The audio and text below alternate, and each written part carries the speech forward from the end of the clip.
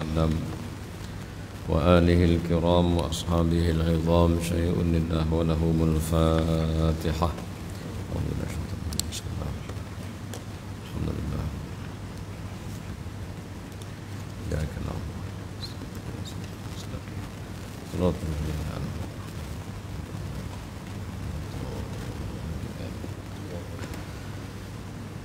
بسم الله الرحمن الرحيم الحمد لله رب العالمين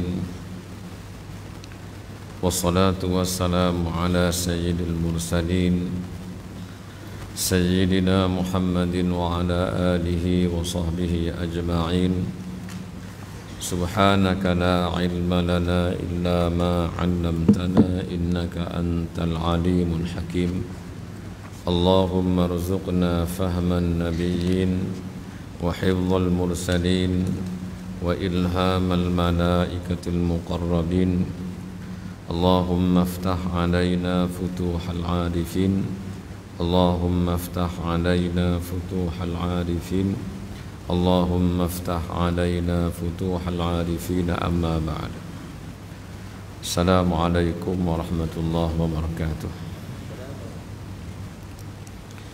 بسم الله الرحمن الرحيم قال المصنف رحمه الله تعالى ونفعنا به وبعلومه في الدارين آمين يا رب العالمين.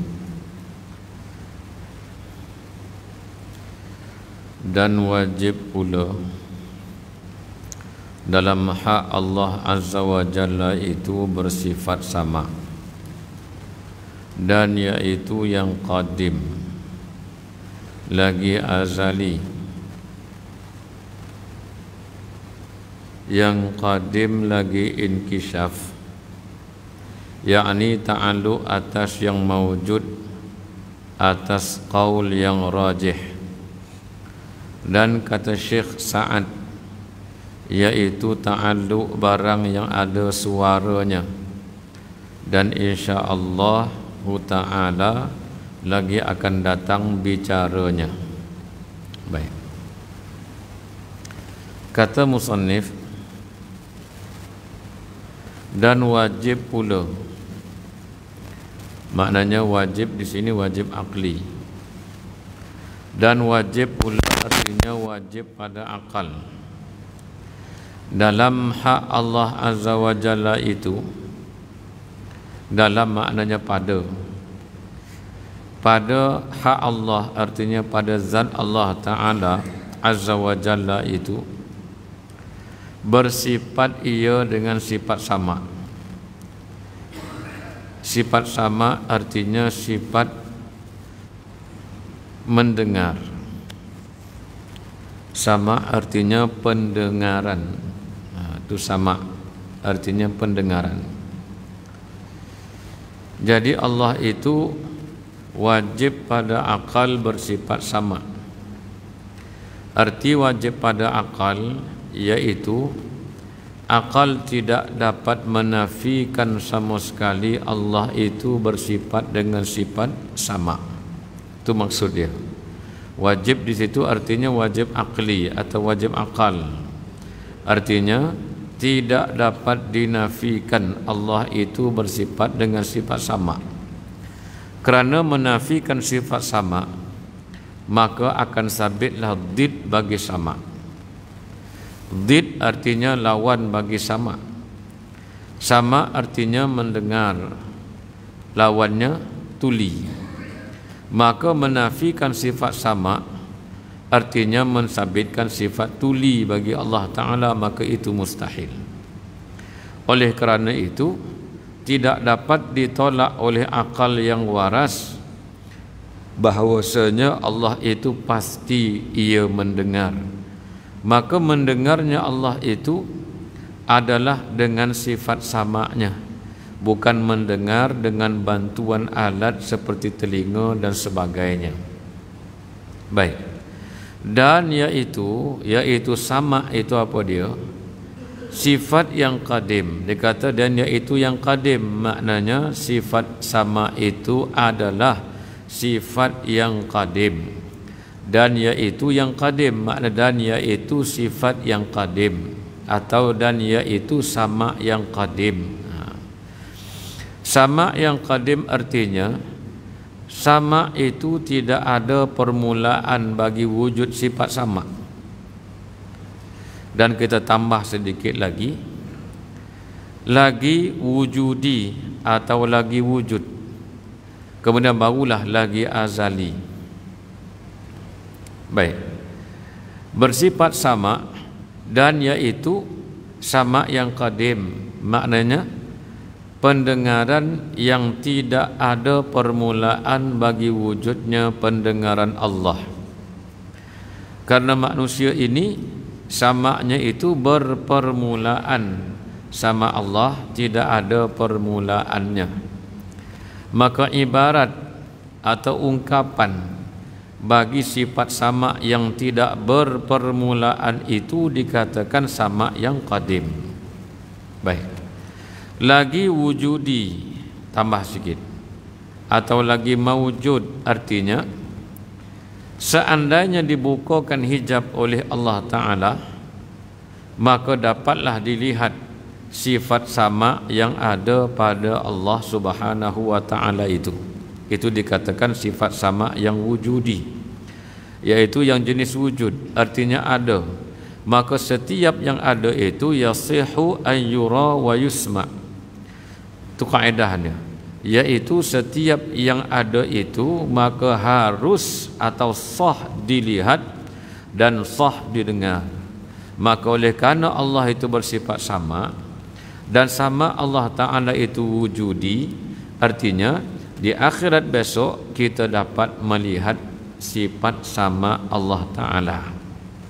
Baik, lagi azali, ya, lagi azali ini umum, maknanya maksud yang sama dengan qadim, yaitu tidak berpermulaan bagi wujud sama Allah Ta'ala.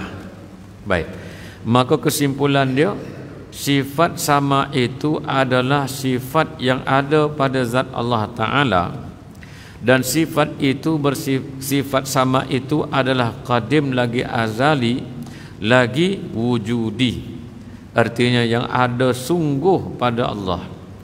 Makna apa ada sungguh? Artinya sehingga tidak dapat ditolak oleh akal sama sekali akan kewujudan sifat sama. Itu makna sungguh.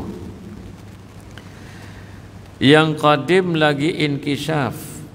Yang qadim makna sifat sama tadi, di samping azali, di samping wujudi, lagi inkisyaf makna terbuka semuanya, tidak dapat ditutup segala sesuatu itu daripada sifat sama Allah. Segala-galanya didengar oleh Allah Ta'ala dengan sifat samanya. Baik, beza apa dengan Mu'tazilah? Mu'tazilah mengatakan Allah itu mendengar dengan zat dirinya, maka oleh karena zat dirinya mendengar itu, maka jadilah dia keadaannya yang mendengar. Artinya Mu'tazilah tidak menolak akan sifat ma'nawiyah, tetapi menolak sifat ma'ani. Tidak menolak kaunuhu sami'an, tetapi menolak sama, yaitu sifat sama bagi Allah Ta'ala. Adapun ahli sunnah mengatakan Allah itu mendengar dengan sifat sama yang ada pada dirinya. Itu beza kita dengan Mu'tazilah. Lagi inkisyaf artinya terbuka atau terangkat segala sesuatu, tidak dapat berselindung daripada pendengaran Allah Ta'ala.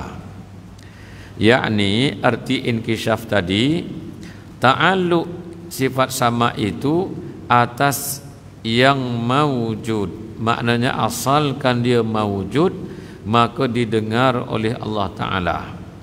Yang mawujud itu ada dua, satu mawujud yang hakiki, satu mawujud yang majazi. Maka mawujud yang hakiki itu adalah zat dan sifat Allah Ta'ala, sifat ma'ani dia. Dan maujud yang majazi itu adalah zat makhluk serta ma'ani yang ada pada makhluk. Maka ma'ani yang ada pada makhluk itu didengar oleh Allah Ta'ala, didengar oleh Allah Ta'ala, ya. Baik. Atas qaul maknanya berpijak di atas qaul, yakni pendapat yang rajih, pendapat yang unggul, pendapat yang kuat. Baik. Artinya segala yang maujud sama ada hakiki atau majazi didengar oleh Allah Ta'ala, asalkan dia maujud. Maka suara didengar oleh Allah Ta'ala, ya. Kemudian Tuhan yang punya suara, Allah Ta'ala mendengarnya. Bukan sekadar Allah mendengar suara, tetapi hatta diri yang bersuara itu pun Allah Ta'ala mendengarnya. Sebagaimana kita bercakap mengeluarkan suara, Allah mendengar suara kita, Allah mendengar kita yang mengeluarkan suara tadi. Tidak sekadar mendengar suara, tetapi telinga manusia cuma mendengar suara, tidak mendengar Tuhan yang punya suara. Itu beza dia antara sama kita dengan sama Allah Ta'ala. Baik. Maka sedikit kita sentuh berkenaan dengan ma'ani yang majazi. Ma'ani yang majazi. Jadi ma'ani yang majazi ini, kalau perbahasan ilmu tauhid, dia kata ma'ani ini seperti sifat yang wujudi yang ada pada makhluk.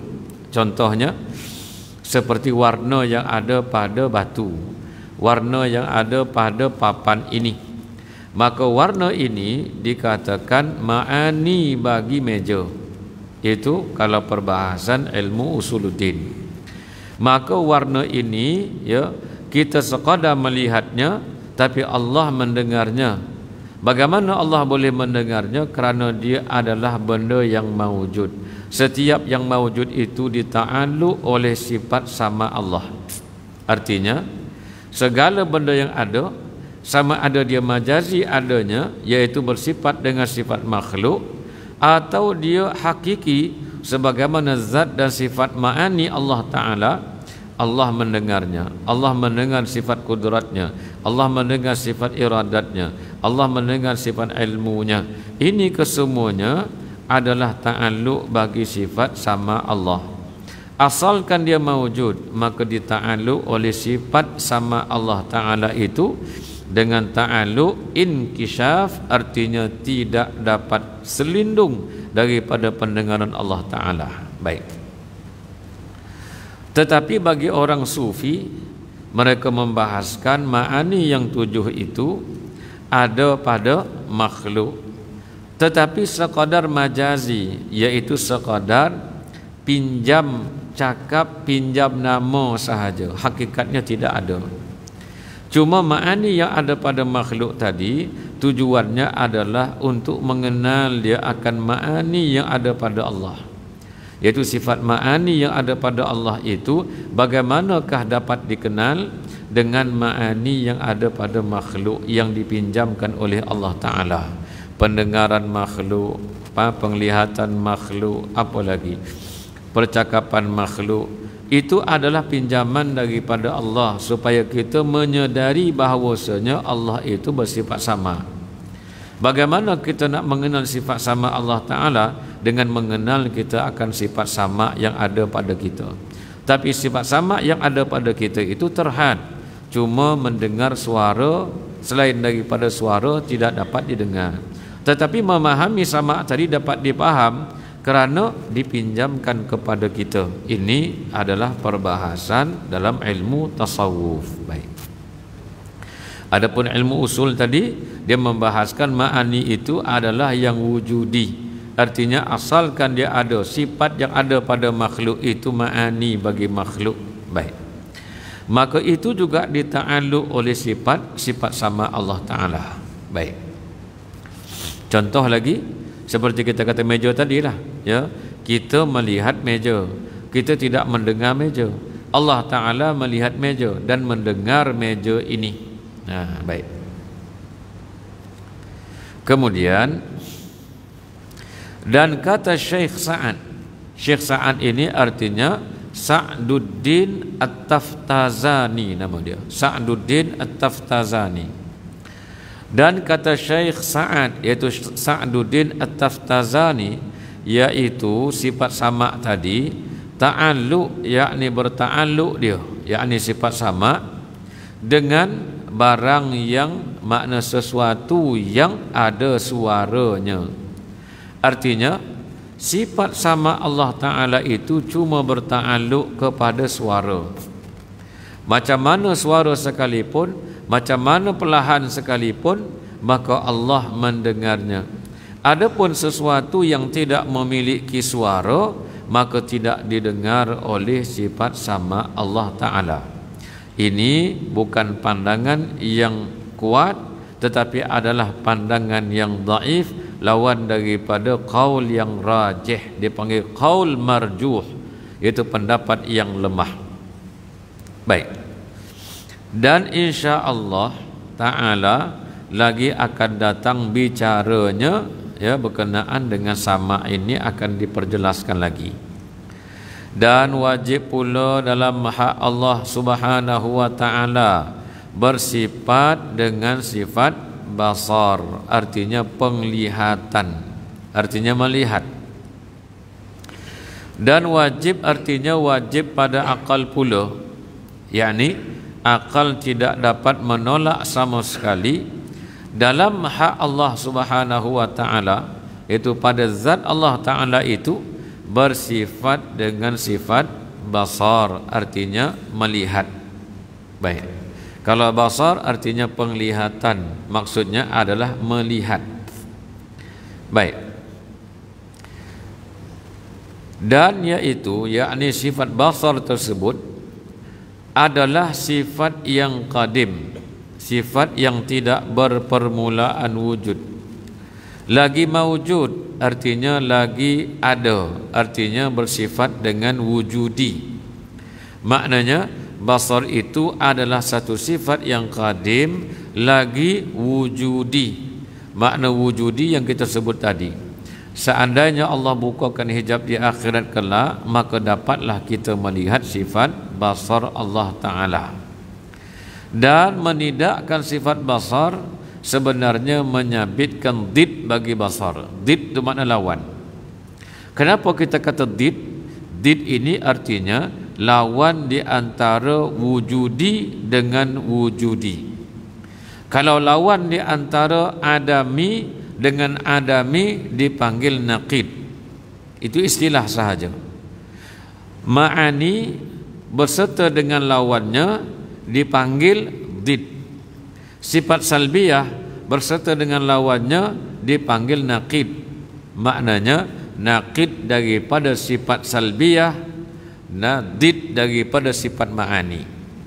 Maknanya kalau kita nak mengatakan Allah itu bersifat dengan baqa, lawannya, tapi perkataan lawan digunakan dengan naqid. Artinya naqid bagi sifat basar, sifat baqa ialah fana, binasa. Did bagi sifat basar lawannya buta.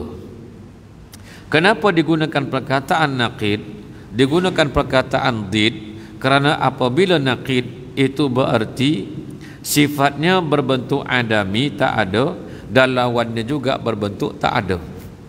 Kalau seandainya menggunakan did, artinya sifatnya bangsa ada dan lawannya juga bangsa ada, itu digunakan did.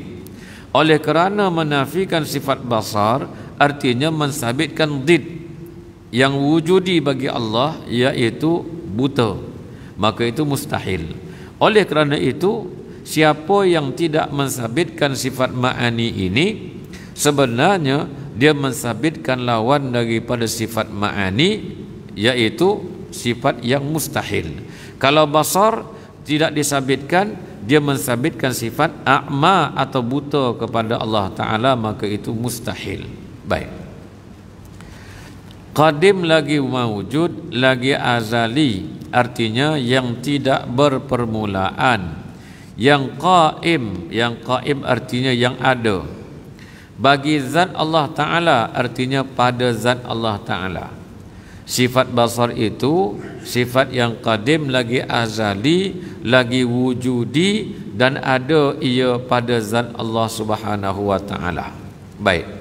Yang inkishaf maknanya yang terbuka atas sekalian yang maujud pun sama juga. Maknanya sifatnya adalah inkishaf, iaitu terbuka setiap sesuatu. Maknanya tidak dapat berselindung sesuatu itu daripada sifat basar Allah Ta'ala atas sekalian yang maujud, iaitu setiap benda yang ada. Sama aja, yang maujud itu adakah hakiki atau majazi, itu dita'alluq oleh sifat basar Allah. Artinya Allah melihat akan zat dirinya, Allah melihat akan sifat ma'aninya, Allah melihat akan zat makhluknya, dan Allah melihat ma'ani yang ada pada makhluknya. Contoh, kalau kita kata suara, ya, kita bercakap, Allah mendengarnya dan Allah melihat suara itu sekali. Kita cuma mendengar suara, tidak melihat suara, karena suara itu bukannya ta'alluq bagi sama makhluk, tetapi sama bagi Allah. Bukan basar, ta'alluq basar bagi makhluk, karena basar pada makhluk cuma boleh melihat benda, tetapi bagi Allah Ta'ala, dia itu asalkan mawujud, Allah boleh melihatnya, Allah boleh mendengarnya. Suara tadilah, Allah boleh mendengar suara dan Allah boleh melihat suara tersebut. Maka dikaji oleh orang, akhirnya betul, frekuensi itu kan dapat dilihat. Rupanya bila bercakap suara ada getaran, rupa-rupanya Allah melihat daripada awal lagi. Setelah dikaji, betul rupanya suara itu ada zatnya yang tak dapat dilihat dengan mata kasar, tapi dapat dikesan. Allah Ta'ala dapat mendengarnya, Allah Ta'ala dapat melihat suara tersebut. Ini basar Allah Ta'ala. Bagi basar yang muhdas, artinya basar yang ada pada makhluk, sekadar berta'alluq dengan benda itu pun dengan syarat ada bentuk, warna dan cahayanya. Kalau tidak ada cahaya, tak dapat dilihat. Satu benda dalam gelap, tak dapat. Satu benda tak ada bentuk, tidak dapat dilihat. Satu benda tidak ada warna, tidak dapat dilihat. Maka dengan sebab itulah orang-orang Mu'tazilah menafikan melihat Allah Subhanahu wa Ta'ala di akhirat, kerana Allah bukannya berbentuk, Allah bukannya berwarna, Allah bukannya berhubung dengan cahaya. Maka dengan sebab itulah Mu'tazilah menafikan melihat Allah, dan ayat Quran yang mengatakan wujuhun yawma idzin nadhirah nadhirah ila rabbiha nadhirah, iaitu muka mereka bercahaya cahaya, kerana melihat Allah Subhanahu wa Ta'ala ditakwilkan, ditanggungkan maknanya melihat nikmat Allah, bukan melihat Allah. Kerana Allah itu adalah sifat zat yang qadim lagi azali, yang mukhalafah lil hawadis. Dia bukan ada bentuk, dia bukan ada warna, maka bagaimana manusia boleh melihat? Ini kata Mu'tazilah. Tetapi bagi ahli sunnah wal jamaah, kerana nas bersifat muhkam, artinya nas itu jelas, secara jelas menyebutkan bahawasanya muka manusia bercahaya-cahaya, kegembiraan kerana melihat zat Allah Ta'ala. Maka bagaimana cara kita melihat itu tidak dibincangkan, kita serahkan kepada Allah Subhanahu wa Ta'ala. Tetapi pegangan ahli sunnah adalah dapat dilihat di akhirat kelak, itu sahaja. Kalau ikut pandangan Mu'tazilah, kita bukan Mu'tazilah. Kita tak terima pandangan Mu'tazilah yang mengatakan tidak dapat melihat Allah Ta'ala di akhirat besok kerana syarat dengan bentuk, warna dan cahaya tadi. Baik. Yang inkishaf atas sekalian yang mawujud seperti sifat sama. Seperti sifat sama, maknanya pada sudut mana? Iaitu ta'alluqnya inkishaf atas setiap yang mawujud. Cuma adakah hakikat basar sama dengan hakikat bagi sama pada inkishafnya? Tidak sama. Tidak sama. Kerana basar walaupun inkishaf, terbuka tiap sesuatu tapi dengan cara sifat basar. Sama sesuatu itu yang maujud semuanya inkishaf dengan sifat sama Allah Ta'ala, tetapi berbeza dengan basar Allah Ta'ala, dengan cara sifat sama Allah, dengan basar dengan cara basar Allah Subhanahu wa Ta'ala. Tetapi semua yang maujud tadi, semua yang ada tadi tidak dapat ditutup daripada sama dan basar Allah Ta'ala. Baik, bagaimana pegangan orang yang bertauhid? Jaga lidah dia, jaga hati dia. Kenapa kena jaga hati? Kalam nafsi yang ada pada makhluk, iaitu kalam nafsi artinya kalam yang terbit daripada hati manusia, bukan daripada mulut. Kalau mulut dia panggil kalam lafzi manusia. Kalam lafzi manusia ini artinya percakapan yang berlafaz yang keluar daripada mulut manusia. Tapi kalam nafsi artinya bisikan-bisikan hati yang ada pada makhluk. Maka kadang-kadang datang bisikan hati kita. Dah, kita kata ustaz aja apa entah. Daripada tadi cakap inkishaf lah, sama lah, maujud lah, wujudi lah, naqid lah, did lah. Yang kita sebut itu dalam hati kita, mulut kita tak sebut. Adakah Allah dengar? Allah dengar. Adakah Allah melihatnya? Allah melihatnya. Manusia seorang pun tak tahu, tapi Allah melihatnya, Allah mendengarnya. Maka oleh kerana itu, bagi orang yang berpegang dengan ahli sunnah wal jamaah, mereka berpegang dengan tauhid ini, mereka jaga hati supaya jangan sampai akan dihisap nanti. Makna diperhitungkan, iaitu apakah yang kita detik-detik dalam hati kita. Maka dia akan rasa malu apabila mendapati Allah itu bersifat dengan sama, bersifat dengan basar. Dia dengar setiap daripada detik hati manusia. Cuma kalau dilanjutkan lagi dalam perbahasan ilmu tasawuf, mereka akhirnya mengembalikan semula kepada Allah Subhanahu wa Ta'ala. Baik. Tapi kita bahas sampai situ sahaja. Maknanya hati manusia berkata-kata, Allah mendengarnya. Hati manusia berkata-kata, Allah melihatnya. Jadi bagaimana kita nak berkata-kata? Maka jagalah hati supaya mengatakan sesuatu yang baik sahaja. Baik. Itu tanda orang bertauhid. Baik. Atas qaul yang rajih, ini pendapat yang unggul atau pendapat yang kuat. Dan kata Syekh Sa'ad, iaitu Sa'duddin At-Taftazani pula, iaitu ta'alluq sifat itu, makna berta'alluq sifat tersebut akan barang yang ada ain. Ain itu makna benda, ada zat dirinya, barulah Allah boleh melihat. Kalau tidak ada bendanya, maka Allah tidak boleh melihat. Ini kata Sa'ad. Dan kemudian yang bersuara, asalkan ada suara Allah boleh mendengarnya. Tapi kalau tak bersuara Allah tidak mendengarnya. Itu adalah pandangan yang marjuh, pandangan yang tidak kuat. Baik. Dan dalil sifat tiga perkara itu, dalil syarak, apa dia? Dia kata ketiga-tiga sifat tersebut dalilnya adalah daripada dalil syarak. Arti sifat apa dia? Hayat, sama, basar. Baik. Yakni dari syarak itu apa dia? Firman Allah Ta'ala dan sabda Rasulullah sallallahu alaihi wasallam, itulah dalil bagi sifat hayat, sama dan basar. Baik. Faedah. Bermula perbezaan sifat zat dan sifat fi'il itu. Ini satu sifat zat nama dia, satu sifat fi'il nama dia. Apa beza dia antara sifat zat dengan sifat fi'il? Ada beza. Baik. Ini perbahasan yang sampai kepada pertikaian di antara orang-orang Asy'ariyah dan juga Maturidiyah. Tetapi perbahasan tersebut bukanlah sampai kepada usulul aqaid yang menyebabkan menjadi kufur. Tidak. Baik. Faedah ini sekadar tambahan, sebagai tambahan maklumat atau tambahan ilmu.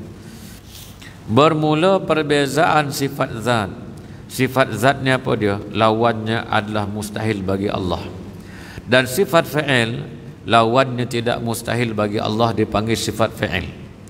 Kalau lawannya mustahil bagi Allah, dipanggil sifat zat. Apa contoh?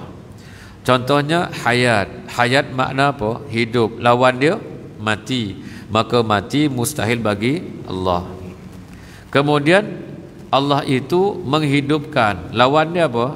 Mematikan. Maka menghidupkan dan mematikan kedua-duanya Allah. Sedangkan dia berlawanan, itu dipanggil sifat fi'il. Kerana kedua-dua sifat itu ada pada Allah Ta'ala.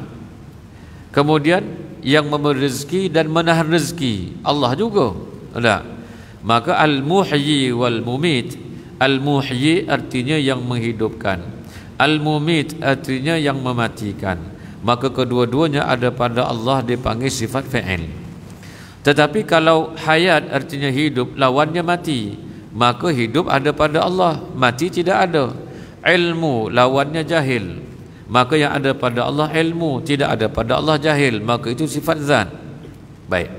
Maka daripada perbahasan sifat zat dan sifat fa'il itu ada perbezaan, ada khilaf di kalangan para ulama usuluddin, ulama tauhid. Baik.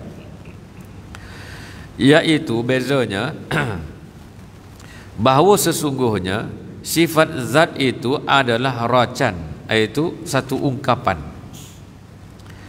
Racan artinya ungkapan daripada barang suatu yang mawjud lagi qaim kepada zatnya. Atau takrifan yang lain, racan daripada barang suatu yang keluar daripada sifat yang qaim kepada zatnya, dan yaitu sifat ma'ani dan sifat ma'nawiyah dan barang sebagainya. Baik, kita tengok balik faedah. Bermula perbezaan sifat zat dan sifat fa'il itu, yaitu bahawa sesungguhnya sifat zat tadi, yang pertama tadi, iaitu lawannya mustahil bagi Allah Ta'ala, dia panggil sifat zat. Bahawa sesungguhnya sifat zat itu racan, iaitu satu ungkapan, satu ibarat daripada barang sesuatu yang mawjud. Dia ada. Ini adanya bagaimana? Sah didengar dan sah dilihat. Baik, di akhirat nanti. Lagi qaim, makna qaim artinya ada. Lagi ada sifat itu kepada zatnya, iaitu pada zat Allah Ta'ala. Itu sifat ma'ani. Ataupun racan artinya satu ungkapan daripada barang sesuatu yang keluar daripada sifat yang qaim kepada zatnya, iaitu sifat yang wujudi yang ada pada Allah, yang dikatakan keluar daripada sifat yang qaim pada zat itu, yaitu sifat kaunuhu tersebut, ma'nawiyah. Dan yaitu yang pertama tadi dinamakan sifat ma'ani, itu wujudiyah. Dan sifat ma'nawiyah itu sifat haliyah yang dipaham daripada sifat ma'ani Allah Ta'ala. Seperti Allah itu bersifat qudrah, maka dipaham daripada qudrah itu kaunuhu qadiran, yaitu keadaan Allah yang bersifat dengan qudrah. Itu dipanggil ma'nawiyah. Baik. Yang itu sifat zat nama dia. Dan lawan bagi sifat tersebut adalah mustahil bagi Allah Ta'ala. Seperti kita sebutkan tadi, Allah itu bersifat qudrah, lawannya lemah. Yang ada pada Allah qudrah, lemah, mustahil. Baik, itu yang pertama. Dan bila Allah itu bersifat qudrah, pastilah kaunuhu qadiran, hal keadaannya yang berkuasa. Baik. Dan barang sebagainya. Baik. Dan sifat fi'il itu yang kita sebutkan tadi, lawannya juga ada pada Allah. Baik. Itu racan, makna satu dari ungkapan daripada barang sesuatu yang diambil, yang timbul daripada sifat yang tiada qaim kepada zatnya. Ini bagi Asy'ariyah. Artinya dia bukannya sifat yang ada pada zat tersebut. Karena itu dikatakan dia adalah baharu, bukannya qadim. Ini bagi itu pendapat. Sebab itu dikatakan racan, ungkapan atau ibarat daripada barang sesuatu yang diambil, yang diperoleh daripada sifat, dan ia tiada qaim kepada zatnya. Seperti khaliq. Khaliq itu sifat bagi panggil sifat fa'il. Dah. Mencipta dan tidak menciptakan, kedua-duanya ada pada Allah. Makna Allah nak ciptakan, Allah ciptakan. Allah tak nak ciptakan, Allah tak ciptakan. Baik. Razak, iaitu yang merezeki. Lawannya tidak merezeki. Allah boleh bagi rezeki, Allah boleh menahan rezeki tersebut. Itu kedua-duanya ada pada Allah. Baik. Dan iaitu Razak dan juga Khaliq diambil daripada sifat kudrah. Makna punca dia daripada sifat yang qadim lagi azali, yang wujudi, yang ada pada zat Allah Subhanahu wa taala. Maka daripada sifat kudrat inilah lahirnya Khaliq, lahirnya Razik. Maka Khaliq dan Razik ini, sifat tersebut dikatakan sebagai sifat fi'il. Baik. Dan iaitu kudrah ini qaim, dia ada kepada zat Allah Azza wa Jalla, ada pada zat Allah Subhanahu wa taala. Baik. Soal. Jika ditanyai orang, maknanya kalau kita orang tanya akan kita, fi'il itu adakah qadim atau baharu pula? Sifat fi'il itu qadim ke baharu? Kalau orang tanyalah. Masalahnya kita sifat fi'il pun tak faham dah. Yang mudahnya gitu tadi. Fi'il itu, sifat fi'il tadi, ya lawannya ada pada Allah. Contoh al-muhyi dan juga al-mumit. Yang menghidupkan, lawannya yang mematikan. Kedua-duanya Allah. Kalau sifat zat seperti kudrat, kuasa, lawannya lemah. Yang ada pada Allah kuasa, lemah itu mustahil. Itu dipanggil sifat zat. Maka sifat fa'il ini dikatakan lahirnya, munculnya daripada sifat zat. Maka adakah sifat fa'il itu qadim ataupun dia adalah hadis baharu? Baik. Kalau orang tanya, maka jawab. Dia ajarkan jawapan. Jawab olehmu. Jangan tak jawab, dia kata. Tapi diam itu pun adalah satu jawapan. Dah. Tengok orang tanya, kan? As-sukun alamatur ridha tu, kan? Jawapan bagi orang yang anak dara dipinang orang tanya. Orang tu dah masuk meminang. Macam mana? Setuju tak? Dia senyap. Dia menangis, kan? Tu tanda dia jawapan dah tu. Faham sendiri. Kalau meraung, jawapan juga. Jawapan tak nak. Tanya, dia nak masuk meminang, kau nak terima tak? Dia meraung, tarik baju. Makna dia apa? Tak nak lah tu. Kalau sekadar menangis perlahan, itu maknanya jawapanlah. Baik. Dan kata jumhur orang Maturidi, iaitu qadim kerana iktibar kepada permulaan. Wallahu a'lam. Ya. Nanti sebab ni jawapan ni dia perlu berhuraian. Nanti kita ulang balik. Soal jika ditanyai orang akan kita fi'il itu adakah qadim atau baharu, nanti kita jawab kemudian. Wallahu a'lam. Al-Fatihah. Bismillahirrahmanirrahim.